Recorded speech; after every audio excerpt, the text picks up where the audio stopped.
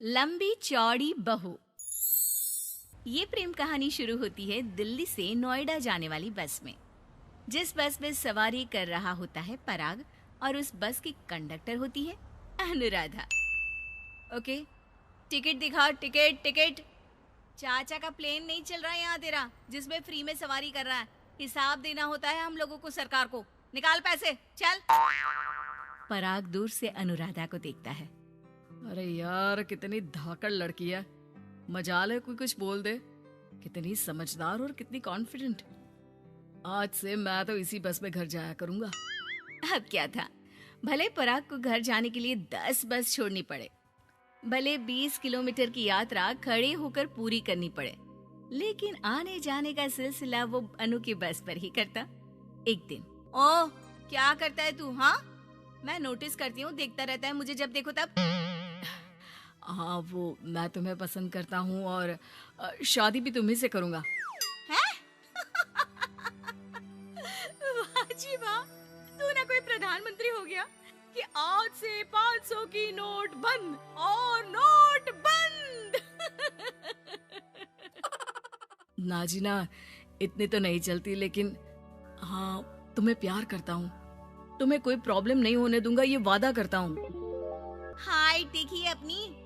मेरे लिए कोई ऐसा लड़का चाहिए जो मेरी तरह लंबा चौड़ा हो। अरे जोड़ी भी तभी अच्छी लगती है।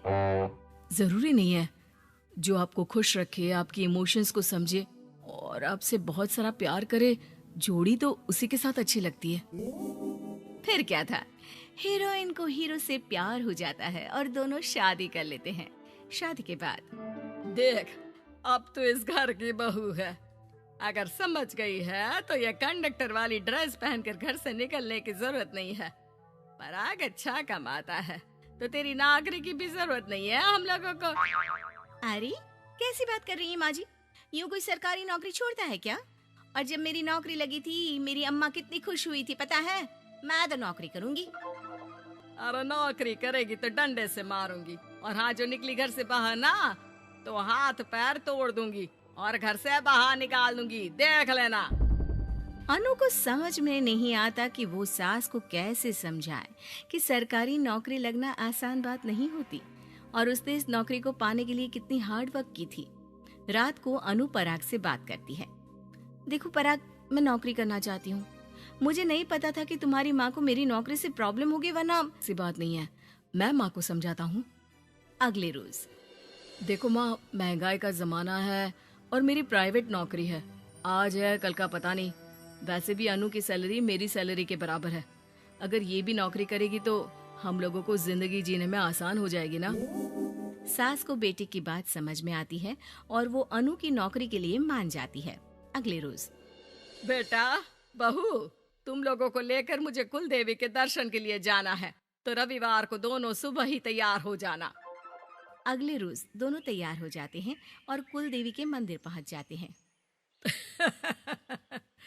क्या संतोषी बहन, ये कैसी बहू ले आई हो। बहू बेटा लग रही है और बेटा बहू।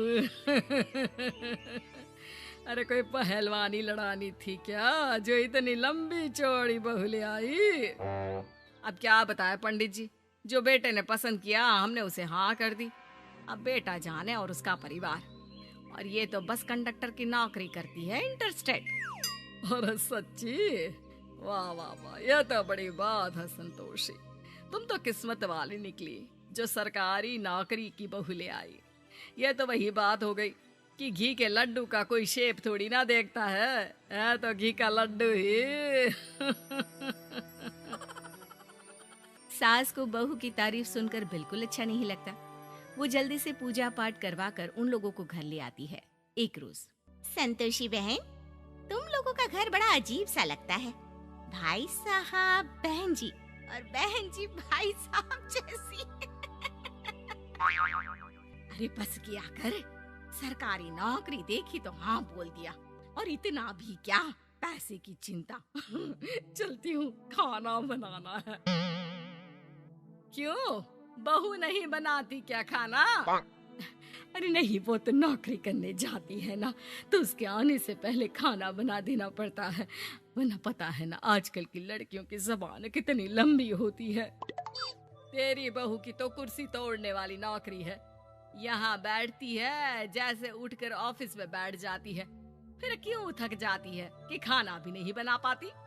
मेरी बहू भले कंडक्टर है, लंबी चौड़ी, लेकिन बता रही हूँ सारा दिन सवारी से मत्था पच्ची करती है, लेकिन मजाल है शादी के बाद एक दिन भी मुझे किचन में जाने दिया हो ना जी ना।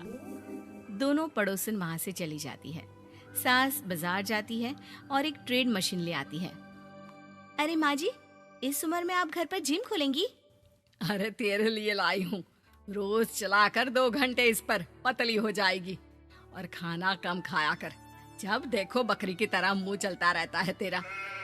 वाह जी वाह, एक ही तो शौक है खाना खाने का, वो भी रोक दो। हाँ, लेकिन सास तो सास थी, बहू के खाने से लेकर एक्सरसाइज सब का हिसाब किताब रखने लगती है।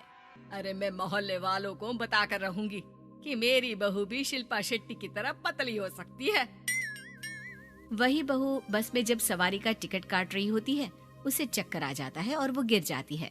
सवारी हैरान परेशान हो जाती है और ड्राइवर को वहाँ बुलाती है। अरे शहर नहीं थी हमारे कंडक्टर साहिबा, लेकिन जब से शादी हुई है बकरी बन गई है। सास को तो बस इनके खाने की ही लगी रहती है। ड्राइवर बस में बिठाकर बहू को घर छोड़ आता है और सास को कहता है, अरे पता है आपकी बहू कितनी धाकड़ है, किसी को बात करने से पहले 4 बार सोचना पड़ता है कि बोले या ना बोले, कहीं झापड़ ना पड़ जाए। और आप है कि इन्हें बकरी बनाने में लगी है। अरे चुप, निकल यहाँ से। मेरी बहू है, मैं इसे बकरी बनाऊं या फिर गीदड़, तुम्हें क्या पता लोग कैसा मजाक उड़ाते हैं कि बहू इनकी बस की कंडक्टर है। बोलो मुझे कैसा लगता होगा? अरे काम तो काम होता है माँ जी, वो छोटा या बड़ा नहीं होता। खैर जैसी आपकी मर्जी, चलता हूँ मैं, नमस्ते। ड्राइवर वहां से चला जाता है। बहू ठीक हो जाती है। एक बार आधी रात को कोई संतोषी का दरवाजा खटखटाता है। अरे इतनी रात में कौन आ गया? मेरा घर है, कोई पुलिस स्टेशन की घंटी नहीं जो बजाए जा रहे हो। खोल रही हो दरवाजा। जैसे ही दरवाजा खुलता है, सामने वही पड़ोसन खड़ी होती है जो अनु की कुछ दिन पहले बुराई कर रही थी। मेरी बहू के पेट में दर्द हो रहा है, उसे जल्दी अस्पताल पहुंचाना जरूरी है। हाँ तो पहुंचाओ, और जल्दी लड्डू के साथ खुशखबरी भी सुना देना। हाँ, काहे हमारा दरवाजा पीट रही हो? अरे सुनो तो, अपनी बहू से कहो ना कि सरकारी बस को थोड़ी देर के लिए दरवाजे बुला ले। क्या है ना, कोई साधन नहीं है अस्पताल ले जाने के लिए। सास अनु को कहती है और अनु बस को बुलाकर पड़ोस वालों की मदद करती है, जिसके बाद पूरे मोहल्ले में अनु की तारीफ होने लगती है। सच में लंबी चौड़ी बहू के साथ साथ लंबा चौड़ा दिल भी है बहू का।